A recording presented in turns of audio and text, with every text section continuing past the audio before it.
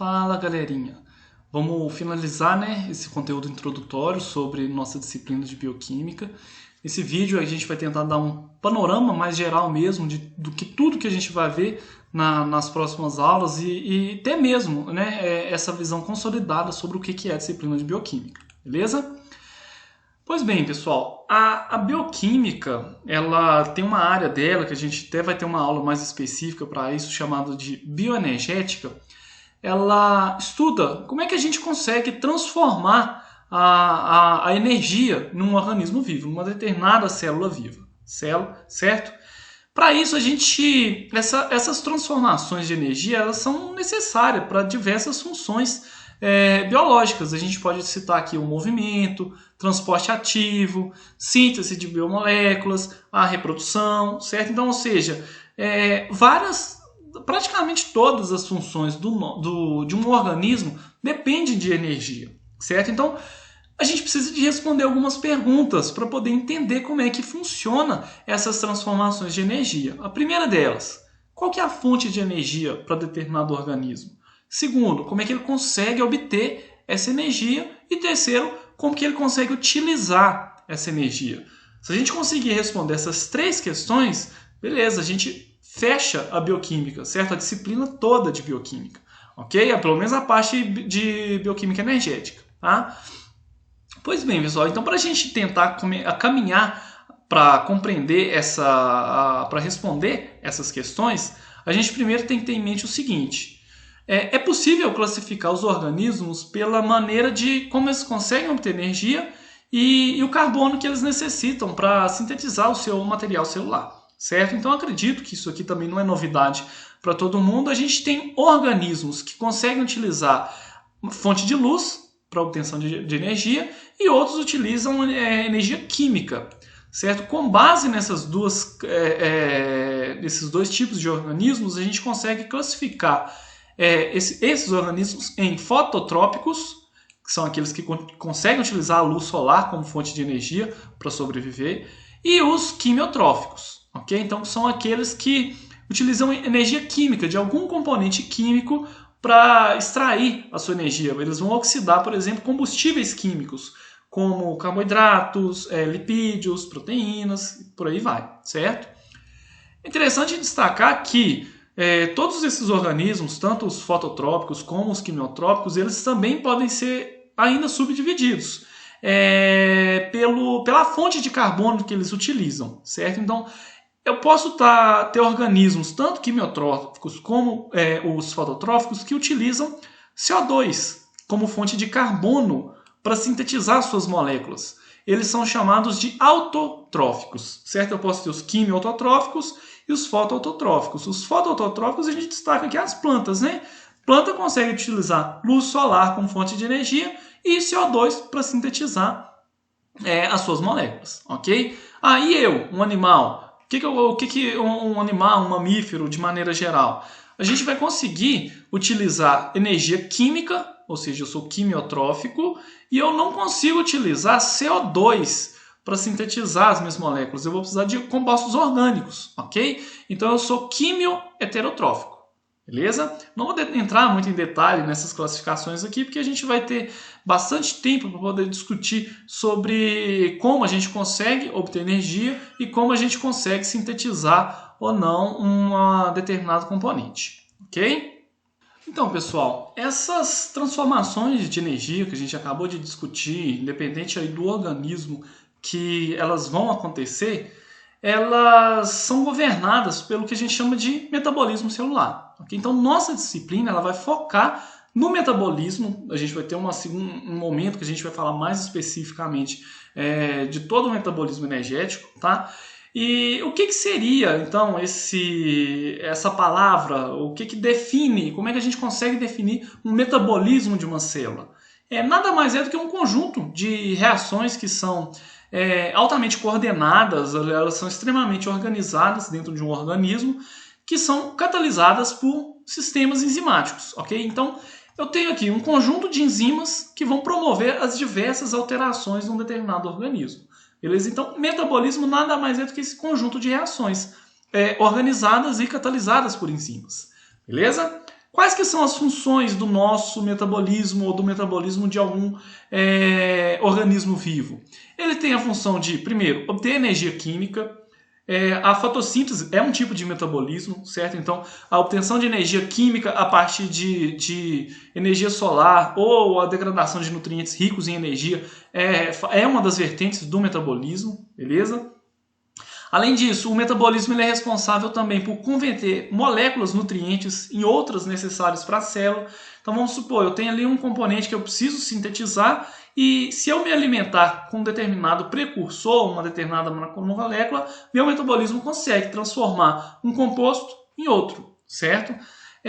Nosso metabolismo ele é responsável por polimerizar moléculas precursoras em macromoléculas, então eu consigo sintetizar reserva energética, por exemplo, glicogênio, a partir de glicose. A planta ela consegue sintetizar amido a partir de glicose, certo? Então a gente consegue formar polímeros a partir também do que a gente chama de metabolismo e também degradar. A gente consegue degradar biomoléculas, moléculas grandes, macromoléculas, para obtenção de energia, para obtenção de componentes para ser utilizados em outras rotas metabólicas, ou seja, são várias funções que a gente tem aqui para o metabolismo, certo? O que a gente chama de rota metabólica? Eu acabei de falar com vocês aqui que nosso metabolismo ele é regido por diversas enzimas que vão transformar, por exemplo, aqui que olha essa molécula A numa molécula F, certo? Esse conjunto de reações necessárias para sair desse material de partida até esse material final aqui, a gente chama de rota, certo? Então uma rota metabólica seria um conjunto específico de reações com uma determinada função num organismo, beleza? Essas rotas metabólicas, elas normalmente, a maioria delas, elas são lineares. O que seria isso? Eu tenho um precursor inicial que vai gerar um produto final, beleza? Mas eu também posso ter rotas que são cíclicas, onde a gente não tem ali especificamente um produto inicial, um produto final, ok? O que a gente deve perceber? Que essas rotas, elas vão ser rotas de degradação ou rotas de síntese. O que seria isso? A rota de degradação, ele vai pegar um material de partida e vai degradar ele e vai gerar um composto final mais simples. Eu tenho rotas que é o inverso. Eu vou ter um material de partida mais simples que ao ser adicionado outros materiais mais simples ali, outros compostos mais simples, vão dar origem a um produto final mais complexo. Essas rotas de degradação, pessoal, eu chamo de catabolismo, certo? Então, catabolismo são rotas, é a parte do metabolismo responsável por quebrar moléculas, por degradar. Já o anabolismo, ele é formado por rotas metabólicas que destinam à síntese de moléculas. Então, sintetizar eu chamo de anabolismo, degradar eu chamo de catabolismo. Ok? Lembrando que também existem rotas que são cíclicas. Eu posso que ela não é nem considerada como uma rota catabólica nem como anabólica. Beleza? Ficou claro, né? Então, olha o que a gente pode perceber nessa figura aqui. A gente vai ver isso com bastante carinho, com bastante detalhe nas nossas aulas de metabolismo. Uma característica muito interessante para essas rotas é que elas são agrupadas de acordo com as suas funções. O que é isso, Ricardo? As rotas catabólicas, elas são denominadas de rotas convergentes. O que é isso? Imagine aqui comigo, olha, eu vou pegar aqui uma gordura, triglicerídeo, certo? Eu vou pegar amido, eu vou pegar aqui um exemplo, um aminoácido, um fosfolipídio. Independente da substância que a gente tem aqui como material de partida, quando ela entra numa rota catabólica, ou seja, quando ela vai ser degradada, o produto final formado é comum. Certo? Ou seja, ele está convergindo para um produto final comum. O que seria isso, Ricardo? Como assim? Amido, gordura, proteína, sempre ao ser degradada, vai gerar o que eu chamo de acetil-CoA. Okay? Então, esse acetil-CoA aqui é um material comum em relação à degradação a todos os outros. Eu tenho uma rota que são rotas que são convergentes. Imagina o que seria uma via convergente, se a gente for pensar lá no trânsito. No trânsito eu tenho vias que são divergentes e eu tenho vias que são convergentes. Uma via convergente é aquela que eu tenho o fluxo de carros ali em duas vias e de repente virou uma via só, ou seja, ela ficou comum. Isso que é convergir. Então as rotas catabólicas, elas são convergentes. São rotas diferentes, mas que em um determinado momento essa rota vira a mesma, certo? Então a gente pode perceber que a degradação de glicose e a degradação de uma proteína, no final pode gerar, por exemplo, piruvato. Gerou uma rota ali que depois aquele piruvato vai ser transformado em acetil-CoA, tá? Não precisa ficar preso aqui a esses nomes não, beleza? A gente vai ver isso com bastante detalhe, bastante carinho nas próximas aulas, tá? Quero que vocês percebam que a característica que marca as rotas catabólicas é que elas são convergentes, ou seja, o produto final vai ser comum. Eu tenho aqui materiais de partidas diferentes e ao serem degradados, no final vai gerar algo em comum. Esse algo em comum, já nas rotas anabólicas, elas são consideradas divergentes. Por quê? Porque a partir de um mesmo material, de um mesmo composto simples, eu posso distinguir, posso seguir rotas diferentes para gerar compostos distintos, certo? O que seria isso? Por exemplo, o acetil-CoA. O acetil-CoA seria aqui nesse caso, nesse exemplo, o nosso material de partida. A partir dele, eu posso sintetizar gorduras, eu posso sintetizar algumas vitaminas, eu posso sintetizar colesterol, ou seja, o início, a rota aqui é a mesma, certo? Essa reação aqui é a mesma. Mas daqui para cá eu tenho já rotas que são divergentes. Elas vão se divergir para dar origem a produtos finais diferentes, beleza? Então sempre que eu falar com vocês que catabolismo é rota convergente, anabolismo é uma rota divergente, beleza? Por que eu estou falando disso? Porque a gente tem que entender um pouco mais como é que funciona o metabolismo de um organismo. E a gente vai ter aí a disciplina inteira de bioquímica para a gente compreender como é que funcionam essas transformações, certo?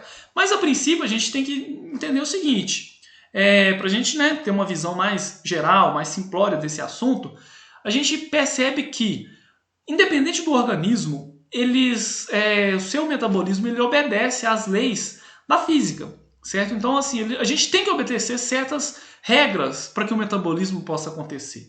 Certo? A primeira delas, quando a gente fala, por exemplo, em leis de transformação de energia, a primeira lei da termodinâmica, certo? Seria aquela onde a energia, que no universo, nada se cria, nada se perde, tudo se transforma. Na verdade, isso seria para Lavoisier. No caso de energia, que a gente pode falar que a energia a gente não consegue criar e nem destruir, a gente consegue transformar. Essa que é a definição da primeira lei da termodinâmica, ok? Em relação a essa primeira lei da termodinâmica, a gente pensa o seguinte, os organismos vivos, eles extraem energia do seu meio para converter essa energia em diferentes outros tipos de energia, tá? Então, qual que seria essa fonte de energia? Primeiro, essa fonte de energia pode ser, a gente já viu lá no início da nossa aula, pode ser luz solar, pegar, por exemplo, uma planta que faz fotossíntese, ou essa energia pode vir através de nutrientes, de moléculas combustíveis, açúcar, gordura, certo? Então, onde é que está a energia armazenada no açúcar, na gordura? Nas suas ligações químicas, certo? Então, a gente vai ver depois como é que a gente consegue transformar a energia química em outras formas de energia. E como que as plantas conseguem transformar luz solar em outras formas de energia química. Essas duas fontes de energia, que é o que a gente chama de energia potencial, ok? É uma energia de armazenamento. E essa energia ela é transformada. Ela vai ser transformada, parte dela utilizada para as transformações químicas dentro da célula, que a gente acabou de destacar várias delas, e todas elas são agrupadas no que a gente chama de trabalho celular. Então a energia, as transformações de energia, elas vão gerar trabalho. Sempre quando eu falo trabalho, vai ser alguma coisa que tem alguma função dentro da célula. Tá, ok? Então, por exemplo, síntese química, trabalho mecânico, movimento, contração muscular, isso é trabalho mecânico, certo? Formação de gradientes osmóticos, gradiente elétrico, produção de luz. Como assim, Ricardo? Vagalume, certo? Então, o vagalume consegue transformar energia química em luz. Transferência de informação genética, ou seja, replicar o DNA, transcrever, produção de proteínas, tudo isso a gente engloba como trabalho, ok? Então eu vou estar transformando energia potencial em trabalho, tá? Parte dessa energia potencial, pessoal, assim como qualquer máquina, se a gente for nos comparar com uma máquina, parte dessa energia, deixa eu limpar isso aqui, essa bagunça, ela é transformada em calor. Ok? Então não existe nenhum organismo que ele é 100% eficiente em transformar a energia do seu nutriente nas energias que eu necessito para o meu organismo. Okay? Então eu não consigo, por exemplo, comer lá 100 gramas de macarrão e transformar aqueles 100 gramas de macarrão em energia para minha célula para utilizar para alguma determinada função. Parte daquela energia ela é perdida na forma de calor. Ok? Então a gente está transformando as energias aqui. Certo? Eu estou transformando a energia potencial ou em trabalho, alguma função dentro da célula, ou eu estou perdendo, dissipando aquilo na forma de calor. Ficou claro? Em relação a essas transformações químicas, a gente também observa uma outra propriedade da termodinâmica, que é a segunda lei da termodinâmica. A gente vai ter uma aula para falar com mais carinho sobre essas leis, que é a entropia, certo? O que é entropia? Alguém lembra? Entropia significa a desordem. Okay? A segunda lei da termodinâmica nos diz que o universo ele tende à desordem. Ou seja, a gente tende à bagunça. A desordem ela é espontânea. Ou seja, quando eu falo bagunçar, degradar, destruir alguma coisa, eu estou falando de algo que é espontâneo. Agora, a organização ela não é espontânea. Eu preciso de energia. Como assim, Ricardo? Que viagem é essa que você está me falando? Vamos supor, para eu arrumar meu quarto, arrumar minha sala, eu preciso de quê? De me organizar, eu preciso me movimentar para poder fazer aquilo acontecer, certo? Se eu quiser construir alguma coisa dentro da célula, eu vou precisar de energia, certo? Então, para eu organizar a célula, eu vou precisar de aumentar, fornecer energia para ela e diminuir a sua entropia, ok? Como é que eu consigo diminuir a entropia de uma célula? Para organizar aquela célula, eu preciso fornecer energia para ela. Como é que isso acontece?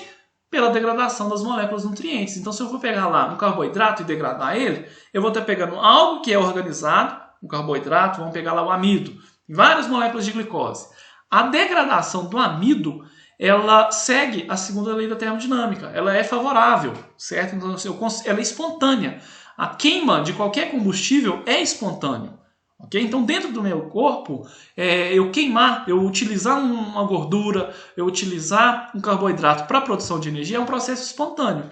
Esse processo espontâneo ele é necessário para que eu consiga organizar a minha célula, para que eu consiga diminuir a entropia dentro da célula, certo? Ou seja, transformando ali compostos simples em compostos mais organizados, macromoléculas, por exemplo. Eu consigo pegar um nucleotídeo e transformar em DNA e RNA. Para isso eu preciso de energia fornecida pelos nutrientes que eu absorvi, okay? Que eu degradei ali a gordura ou o carboidrato. Tá? Não precisa de ninguém ficar desesperado com isso por enquanto. Tá? A gente vai ter várias aulas para entender como é que funciona todo esse metabolismo. Tá? Aqui eu quero passar para vocês de maneira geral como é que funciona esse metabolismo energético. Beleza? Acabei já adiantando já um pouco sobre esse assunto, né? Como é que a gente consegue obter energia? A gente consegue obter energia a partir de glicose, de carboidratos, né? De gorduras, de proteínas.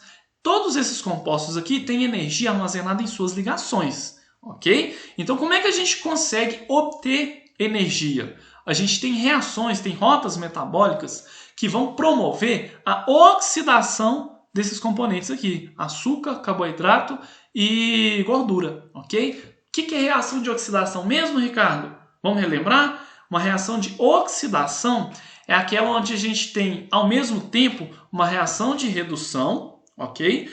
Onde eu tenho transferências de elétrons, ok? Eu tenho um determinado momento eu vou perder elétron, num determinado momento alguém vai ganhar elétron. A oxidação, a molécula ela vai perder elétron. A redução, a molécula vai ganhar elétrons, ok? Para ficar assim de maneira bem simples para todo mundo entender.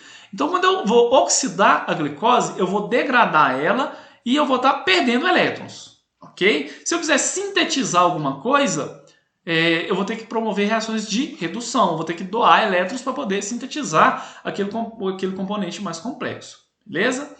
Então aqui, pessoal, no metabolismo energético, a degradação desses nutrientes aqui vão oxidar e vai gerar o quê? A gente tem rotas que vão gerar diretamente energia na forma de ATP. A gente também vai falar desse componente energético que é lindo nas nossas células, tá? As funções que a gente tem para ele no nosso organismo.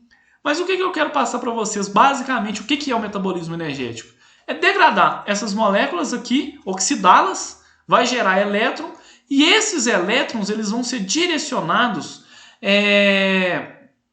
para um local específico. Aqui eu estou exemplificando aqui uma mitocôndria, e nessa mitocôndria, essa transferência de elétrons aqui, ela vai gerar uma grande quantidade de energia. Ok? Aí para onde é que vai parar esse elétron, Ricardo?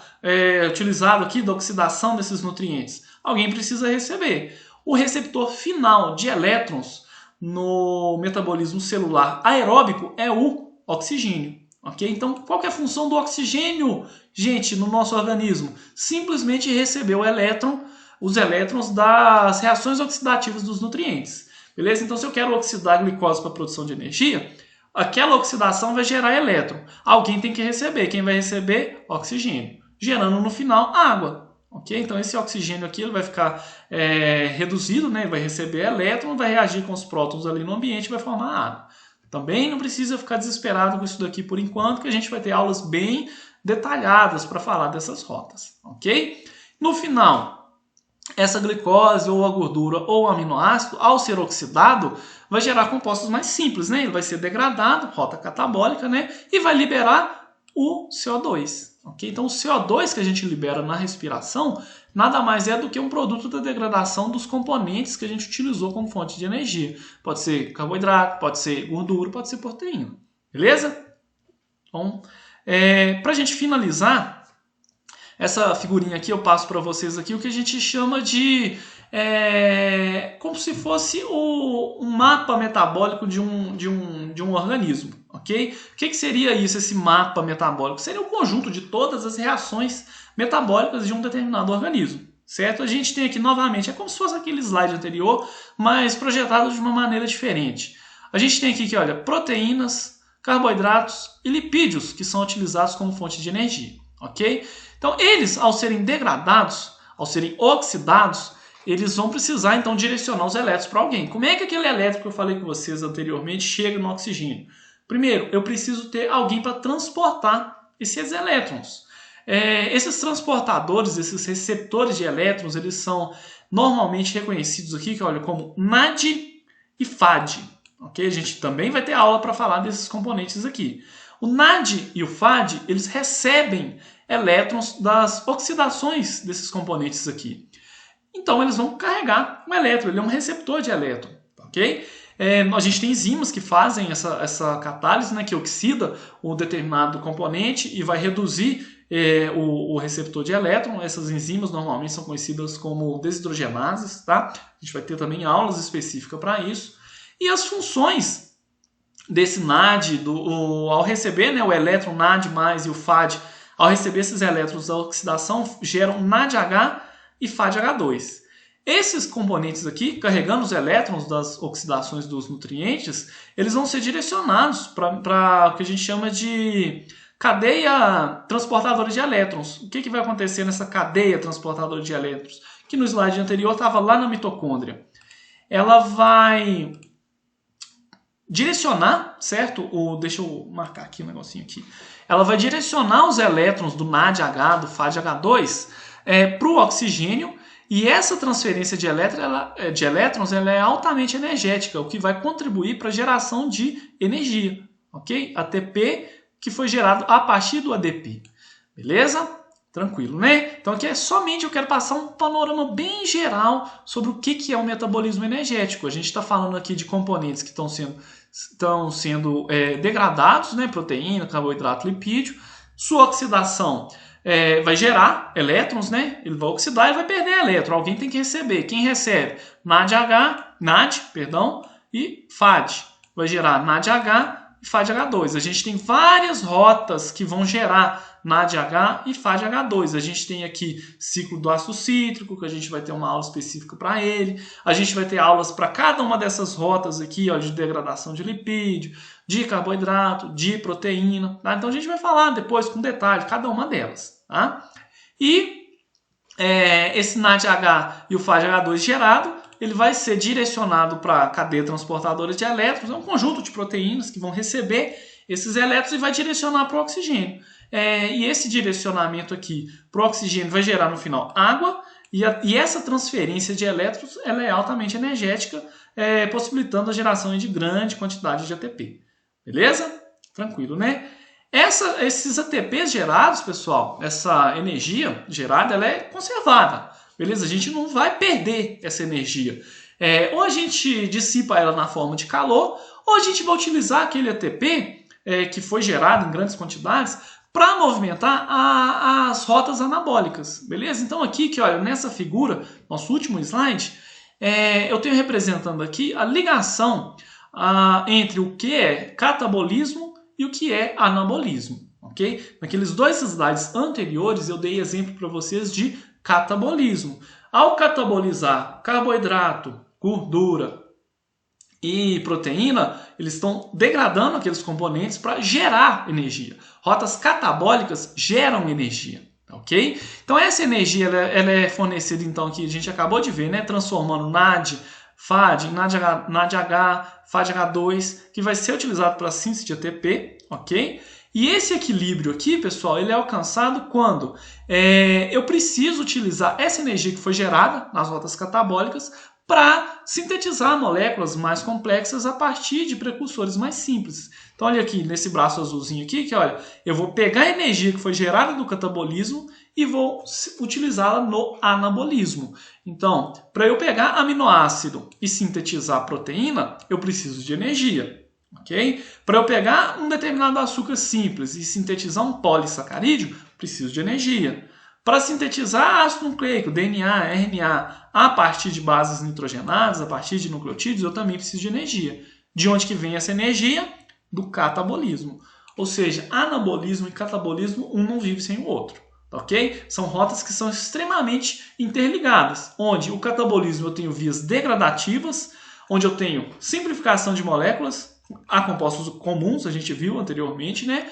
E essa simplificação, essa degradação, ela sempre acontece com liberação de energia e os produtos finais sem energia, certo? Então, ou seja, quando eu libero um produto final aqui, aquele produto final não tem mais energia nele. Seria CO2, água, amônia, né, no caso de proteínas. E a partir de moléculas mais simples, eu consigo sintetizar moléculas mais complexas para dar aqui o elo, o gancho, nas minhas rotas metabólicas pelo anabolismo. Ou seja, eu tenho rotas biosintéticas que vão utilizar a energia gerada no catabolismo para sintetizar determinadas macromoléculas. Beleza? Ficou claro, né? Então aqui é um resumo geral do que a gente vai ver durante toda a nossa disciplina de bioquímica. Ok? Nas próximas aulas a gente vai falar um pouquinho de cada uma das biomoléculas. A gente vai ter um conjunto de aulas específicas para falar de carboidratos, depois de lipídios, proteínas. A gente também vai ter uma aula para falar só de enzimas. A gente vai ter aula para falar de nucleotídeos. Então, ou seja, a gente vai ter um momento para trabalhar as estruturas, as funções de cada um desses componentes. E depois, mais para frente, a gente vai falar do metabolismo desses componentes. Do metabolismo de carboidrato, metabolismo de proteína e metabolismo de lipídio. Beleza? Falei muito, né? Muita coisa para poder a gente trabalhar nessa disciplina. Eu quero que vocês contem comigo sempre que precisar. Qualquer dúvida que tiver surgido, vocês podem me procurar lá no SIGA. Se você não é meu aluno, mas é um entusiasta aí da bioquímica, essa aula está online aí, disponível, aberta para todo mundo aí. Pode também colocar sua dúvida no fórum de dúvidas, nos comentários aí desse vídeo, que eu vou tentar responder da maneira mais rápida possível. Beleza? No mais, deixo aquele abraço para todos vocês.